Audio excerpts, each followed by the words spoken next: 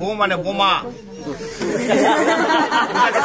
বিবাহ, বি শব্দের অর্থ হচ্ছে বিশেষভাবে, আর বাহ শব্দের অর্থ হচ্ছে ভার বহন করা। তার মানে বিবাহ শব্দের অর্থ হচ্ছে বিশেষভাবে ভার বহন করা। এ ভার শরীরের ভার নয়, এ ভার সংসারের ভার, এ ভার ধর্মের ভার। আজ থেকে সে তোমার সহধর্মিনী। সহধর্মিনী কাহাকে বলে? যে স্ত্রী তার স্বামীকে ধর্মের পথে নিয়ে আসে সে হয় সহধর্মিনী। সহধর্মী তোমার ক্ষেত্রে যে স্বামী তার স্ত্রীকে ধর্মের পথে নিয়ে যাবে সে হবে সহধর্মিনী। তাছাড়া হয়ে যাবে বউ, বউ মানে বোমা। সুতরাং সহধর্মিনী যেভাবে হয় সে কাজটা করতে হবে। আজকে আমরা এখানে আত্মীয় স্বজন বন্ধু বান্ধব সকলকে নিয়ে উপস্থিত হচ্ছি এই শুভ বিবাহ করার জন্য। বিবাহের মাধ্যমে পুরুষ লাভ করে পিতৃত্ব, নারী লাভ করে মাতৃত্ব। এই পিতৃত্ব এবং মাতৃত্বের মাধ্যমে গড়ে উঠে তাদের একটা সুখের সংসার। পিতামাতা, ভাই বোন, আত্মীয় স্বজন, বন্ধু বান্ধব সকলকে নিয়ে একসাথে থাকার তারা সংকল্প করে এই বিবাহের মাধ্যমে। মানুষের জন্ম থেকে মৃত্যু পর্যন্ত 10টি মাঙ্গলিক কর্ম আছে, তার মধ্যে বিবাহ হচ্ছে সর্বশ্রেষ্ঠ। এই বিবাহ এখন সবসময় যারা বিবাহ করছেন তারা জানে স্ত্রী সবসময় স্বামীর বাম দিকে থাকবে। এখনো কিন্তু বাম দিকে যায় নাই, আছে কোন দিকে? ডান দিকে। তুমি পারতিপক্ষে চেষ্টা করবা সবসময় একে বাম দিকে রাখার, চলাফেরা করার জন্য। এটা ব্রাহ্মণ হিসাবে আমার উপদেশ। কেন? বাম দিকে রাখলে আমার মতন একজন ব্রাহ্মণ দেখলে মনে করবে এটা তোমার স্ত্রী। ডান দিকে রাখলে আমি ভাবি বোন, অন্য কিছু মনে করতে পারি। যেখানে সম্ভব সেখানে এই কাজটা করতে হবে, সম্ভব যেখানে নয় সেখানে করার দরকার নাই।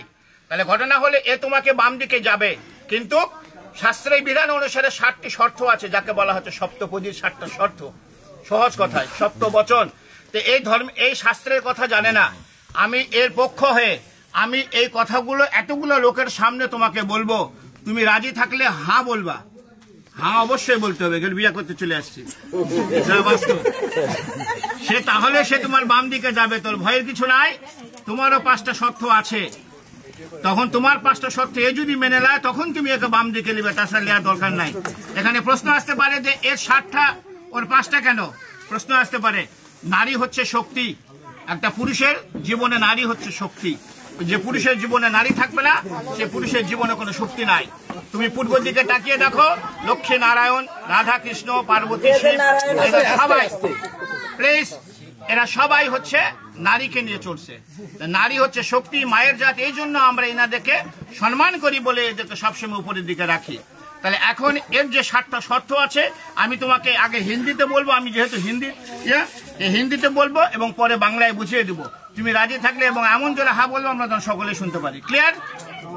বলছে প্রথমে, হে পতি বা হে স্বামী, তীর্থ যাত্রা, व्रत उद्यापन, यज्ञ दान, पूजा पार्वन, उपवास इत्यादि शुभ कर्मों मेरे साथ लेकर करोगे तो मैं आपके बाम भाग में जाऊं। बोलছে হে পত্নী বা হে স্বামী, আজ থেকে যদি কোনো তীর্থযাত্রা, ব্রত উদযাপন, যজ্ঞ দান, পূজা পার্বণ, উপবাস ইত্যাদি শুভ কর্ম একে সঙ্গে নিয়ে করো তাহলে সে তোমার বাম দিকে যাবে, তাছাড়া নয়। কারণ সে গোত্রান্তর হয়ে তোমার গোত্রে চলে গেছে।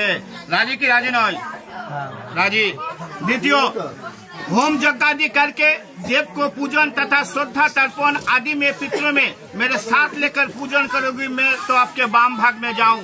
बोलছে হোম যজ্ঞ আদি, হোম যজ্ঞ আদি করে যদি কোনো দান করতে চাও এবং তথা শ্রদ্ধা তর্পণ অর্থাৎ আমাদের মহালয়া যে হয় না, পিতৃপুরুষের নামে পূর্বপুরুষের নামে জল দিতে হয়, তিল তর্পণ করতে হয়। এই পূর্বপুরুষ যেহেতু সে গোত্রান্তর হয়ে তোমার গোত্রে গেল, এখন তোমার বাসায় যদি এই বিধানটা থাকে তাহলে একে সঙ্গে নিয়ে তোমাকে করতে হবে, তাহলে সে তোমার বাম দিকে যাবে, তাছাড়া নয়। राजी। तृतीय, कुटुंब के रक्षा करो, अतिथि आप्यायन करो और घर में गौ महिष पशु रखो, फिर उनको पालन करो। संसार धर्म में रत रहो, मैं तो आपके बाम भाग में जाऊं। बोलছে কুটুমকে রক্ষা করো মানে অতিথি আপ্যায়ন করো। অতিথি হচ্ছে নারায়ণ। বাসায় যদি তোমার সম্ভব হয় গরু মহিষ এগুলো পালন করতে চাও এবং সংসার ধর্মের মধ্যে যদি রত থাকতে চাও তাহলে সে তোমার বাম দিকে যাবে, তাছাড়া নয়। राजी। चौथे ভালো করে শুনবা, धन धान्य आदि के खर्च करो, दूसरे के घर में रखो, तो मेरे साथ पूछ के करोगे तो मैं आपके भाम भांग पे जाओ। এতদিন যা করেছি এখন থেকে ধন ধান্য আদিকে খরচ করে ইচ্ছা মতন আর খরচ করা যাবে না। दूसरे के घर में रखो, অন্যকে যদি বাসায় রাখতে চাও, অন্য যে কোনো হোক, কোনো কাজের লোক হোক তোমার, যে তাহলে এর সঙ্গে একটু পরামর্শ করে তাহলে তোমাকে রাখতে হবে, তাছাড়া নয়। राजी। पांचवे, मंदिर बगीचा घर तालाब इत्यादि बनाओ, बना के तथा उसके रक्षा करो तो मैं आपके बांग भाग में जाओ। भगवान যদি তোমার সময় কি কৃপা করে তুমি মন্দির বানাও, বাগিচা বানাও, ঘর বানাও এবং বানানে শুরু হবে না, ওদেরকে রক্ষা করো, তাহলে সে তোমার এগুলো পরামর্শগুলো তার সঙ্গে একটু করতে হবে, কারণ সে হয়ে যাবে সহধর্মিনী। তার মানে তার সঙ্গে একটু পরামর্শ করে এই কাজগুলো করতে হবে, তাহলে সে তোমার বাম দিকে যাবে, তাছাড়া নয়। রাজি। এখন এই দুটো ভালো করে শুনবা। परदेश में यह अपना देश में व्यवसाय वाणिज्य चाकरी कृषि काज करके कमा कर लाओ और मेरे संपूर्ण भरण पोषण करो, मेरे बाबा माँ भाई बहन आत्मीय सज्जन के सम्मान करो तो मैं आपके बाम भाग में जाऊं। निजे देश হোক বিদেশ হোক, যার যে কর্ম ব্যবসা বাণিজ্য চাকরি কৃষি কাজ করে ইনকাম করে এনে এর সম্পূর্ণ ভরণ পোষণ তোমাকে করতে হবে। এর বাবা মা ভাই বোন আত্মীয় স্বজন যেগুলো আছে তাদেরকে সম্মান করতে হবে, তাহলে সে তোমার বাম দিকে যাবে, তাছাড়া নয়। রাজি। এটা একটু ভালো করে শুনে দিন, অবশ্য তোমার কাছে কোনো সমস্যা নেই। সাতवें, आज से हम आपका पत्नी सब सुख दुख भाग करके लेऊंगा और रत्न तो हीन भावना और कामना हुए, परंतु पर स्त्री और पर नारी के नाश हो तो मैं आपके बाम भाग में जाऊं। কি বলছে? আজ থেকে আমি তোমার পত্নী, আমরা একে অপরের সুখ দুঃখ ভাগ করে নিব, অত্যন্ত হীন ভাবনা ও কামনা হয়ে, परंतु पर स्त्री অন্য কোন স্ত্রী পর নারীকে নাশ হও, অর্থাৎ একে আজ থেকে যে চোখে দেখা যাবে এই চোখটা আর অন্য কোন নারীর প্রতি দেওয়া যাবে না, তাহলে সে তোমার বাম দিকে যাবে, তাছাড়া নয়। সবচেয়ে গুরুত্বপূর্ণ এটা। তোমার 7টা শর্ত সে মেনে দিছে, আমরা শুনছি। এখন তোমাদের 5টা শর্ত আছে, তোমাকে বলবে, তুমি যদি মেনে নাও তাহলে সে তোমাকে বাম দিকে নিবে, তাছাড়া কিন্তু গুটে তালমা চলে যাবে। ভালো করে শুনবা। बर बोलছে, हे पत्नी मेरे चित्त के अनुकूल तुम्हारा चित्त रहेगी और सदा सदैव मेरे आज्ञा पालन करेगी तो तुम्हारा कहा हुआ वचन मैं मान लूंगा। बोलছে, हे पत्नी मेरे चित्त के अनुकूल, चित्त শব্দের অর্থ হচ্ছে মন, ওর মনের অনুকূলে তোমার মন সদা সর্বদা থাকতে হবে এবং তার আজ্ঞা পালন করতে হবে, তাহলে সে তোমাকে বাম দিকে নিবে, তাছাড়া নয়। রাজি। बर बोलते, सदा सदैव तुम प्रतिव्रत धर्म में प्राण रहोगी और प्रति सेवा करोगी तो तुम्हारा कहा हुआ वचन मान लूंगा। সে বলছে তুমি সদা সदैव প্রতিব্রত যে ধর্মটা আছে সেই ধর্মটা তোমাকে পালন করতে হবে, আর প্রতি যে সেবাটা আছে সেই সেবাটাও তোমাকে করতে হবে, তাহলে সে তোমাকে বাম দিকে নিবে, তাছাড়া নয়। আচ্ছা, এখন ভালো করে শুনবা এই কথাটা কিন্তু। বুঝছো? बर बोलते हैं, बोलছে, आज से तुम्हारा सास सिंहार जब मैं घर रहूंगी तब तुम पूरा तरह से करोगी, अन्यथा नहीं, इसलिए तुम्हारा सब सास सिंगार मेरे लिए है।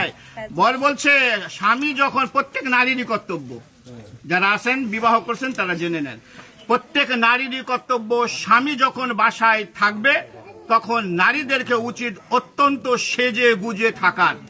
স্বামী বাসায় নাই, সাজার কোনো দরকার নাই, কারণ এই সাজ দেখার অধিকার সম্পূর্ণ হচ্ছে স্বামীর। ওই একটা শর্ত দিয়ে আসছে, ওই যে পরন্ত পর স্ত্রী না, এই যদি সেজে গুজে অন্য জায়গায় থাকে অন্যজনের চোখ করবে। এজন্য স্বামী যখন বাসায় থাকবে প্রত্যেক নারীদের সেজে গুজে থাকতে হবে, স্বামীর চোখ যায় অন্য কোনো নারীর প্রতি না যায়। স্বামী যদি বাসায় থাকে সাজবে, স্বামী বাসায় না সাজা দরকার নাই। স্বামী যদি তোমাকে সঙ্গে করে কোথাও নিয়ে যায়, তুমি যত পরিমাণ সেজে গুজে যাবা তাহলে সে তোমাকে বাম দিকে নেবে, তাছাড়া নয়। রাজি। আজকালকার যুগে স্বামী যখন বাসায় থাকে মেয়েরা কি করে? ম্যাক্সি পরে থাকে।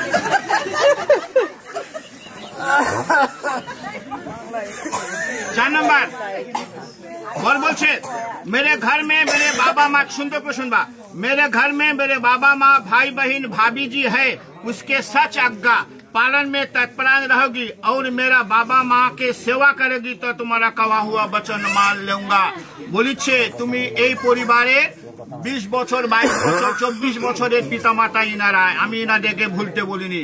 এই পিতামাতাকে যেভাবে ভালোবাসছো এর চেয়ে দ্বিগুণ ভালোবাসা দিয়ে ওর যে পিতা মাতা ভাই বোন ভাবি আছে ওদেরকে ভালোবাসতে হবে, ওদের সৎআজ্ঞা অর্থাৎ সত্য উপদেশ পালন করতে হবে এবং মেরা বাবা মা ওর যে বাবা মা আছে তাদেরকে সেবা করতে হবে, তাহলে সে তোমাকে বাম দিকে নিবে, তাছাড়া নয়। রাজি। সর্বশেষ बोलते मेरे घर में जो देवता पितर है उसके सवेरे नहाकर पूजन मार्जन तुमको करना पड़ेगी और मेरे संसार रखा करोगी, मान सम्मान देकर रहोगी तो तुम्हारा कहा हुआ वचन मान लूंगा। বলছে আমার বাসায় যে মন্দির আছে, প্রত্যেকটা সনাতন ধর্মের বাসায় একটা ছোট্ট গৃহ মন্দির আছে, এই মন্দিরে সকালে উঠে স্নান করে পূজন মাজন অর্থাৎ পূজা পার্বণ তোমাকে করতে হবে, ওর সংসার রক্ষা করতে হবে। তুমি শর্ত দিয়ে আসছো ধন ধান্য আদিকে খরচ করো, ওই খরচ করবে না, এখন তোমাকে টাকা এনে দিবে, তুমি ইচ্ছা মতন খরচ করবা, তা কিন্তু কার হবে না। ওর সংসার রক্ষা করতে হবে, ওর মান সম্মান দিয়ে রক্ষা করতে, ওই যে শর্ত আগে দিয়ে আসছে মান সম্মান দিয়ে থাকতে হবে। তুমি সেজে গুজে আসো, আমি যাই বললাম যে তোমার বউকে তোমার দেখলাম খুব সাজে গুজে আসে, মান সম্মানের একটা হানি হবে। অর্থাৎ মান সম্মান রেখে রहोगी तो तुम्हारा कहा हुआ वचन में मान लूंगा।